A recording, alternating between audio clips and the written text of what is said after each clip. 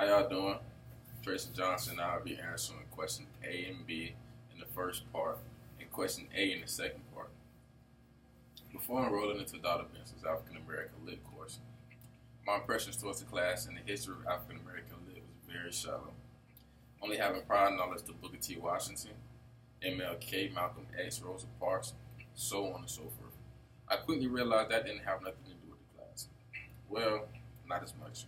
What I expected to learn in this class would be about powerful black writers, the culture behind the writers, and the purpose of each individual piece being written, along with having the ability to expand knowledge on African American literature, which I've grown throughout our history, which was true, but I also learned about many authors and poems and short stories I have no prior knowledge about. I learned about the collection of literature works, the importance of dialect within folk tales, being able to point out hidden points purposely disguised by the writer. Things I would have never been able to point out prior to taking this class. I learned formal use of words and how black writers use words to tell a story that many black people at the time couldn't just openly say.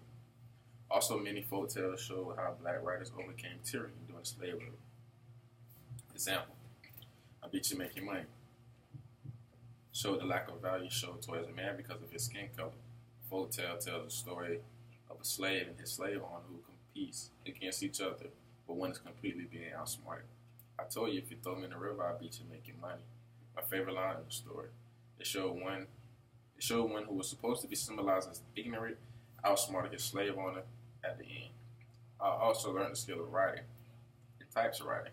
Take Bar Fights, for instance, by Lucy Terry. The use of meter, rhyme, scheme, and tone. Such power Claude McKay had in his poem, If We Must Die. I was taught the struggle the author would have to go through to publish a short story or a poem. As students who haven't enrolled in Dr. Benson's class, I would definitely say you are tripping. Being able to have a full understanding of the literature and its true meaning is amazing, and not looking at it as a random story published by African American writer. Having the ability to fully understand our race and culture, which paved the way for our current black writers today. Understanding that African American lit isn't as broadcast as much due to the lack of effort to be taught, and I will inform my peers on everything I learned throughout the course. You will leave out the course having the ability to fully break down the sentence from a folk tale or short story. Granted, it may take a full class period, 2, 3, maybe even 4, but it's worth it.